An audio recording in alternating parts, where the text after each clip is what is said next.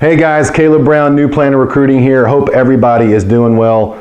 Hope you're having a great week. You had a great weekend, you're having a great week, and you're getting geared up for summer. So we get a lot of questions, and there's a lot of confusion about how do financial planners actually charge. That's what I want to give you, at least an overview, a high-level overview today, and then we can go into details in subsequent videos. So by far the biggest and most popular way, assets under management. AUM. So if you hear the term AUM, assets under management, firms are going to charge usually starting around 1% to manage a portfolio. That could be just for investments, or that can be for investments and financial planning. Okay, and then usually it's a regressive scale. The bigger the portfolio, the lower the percentage. So it's usually paid out of the investment account. So very simple, straightforward. The next one, retainer flat fee. This could be hey, we don't really care how much assets you have, but based on your situation, it's going to be $7,000 to work with you, okay? So it can range from a couple thousand to maybe tens of thousands of dollars per year. Depends on the case and how much time it's going to take. Paid out of the account, checking account, write a check, credit card, or an ACH.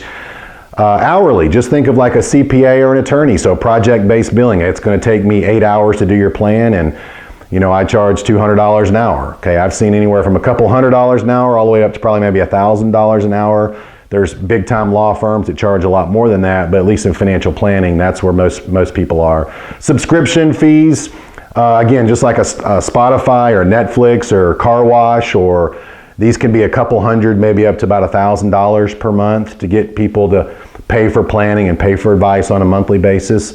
Percentage of income is another way to go, another way financial planners are charging. So it's great for people with high incomes, but don't have a lot of assets to manage. So usually 1% of AGI, so adjusted gross income, and it's just think of like a new doctor who's earning $500,000 a year, but they have $500,000 in debt. So you can get a $5,000 fee without really having to manage any assets, but they still need advice. The other side is percentage of net worth. So great for people with lower incomes, at least AGI wise, but have a lot of business or real estate assets that don't need active management but take time, and there needs to be advice and strategy, and usually that's about 0.5% of net worth. There's a lot of planners out there charging 1% of income and 0.5% of net worth. And the last part is this kind of old school commission.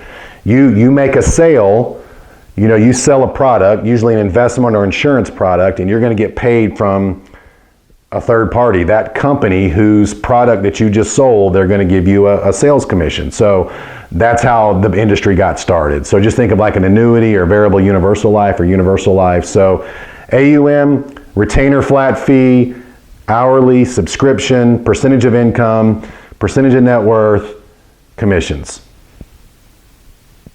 Lots of planners out there charging all different ways and having lots of success and doing what's right for the client. So more on these to come in subsequent videos. See you next time. Bye-bye.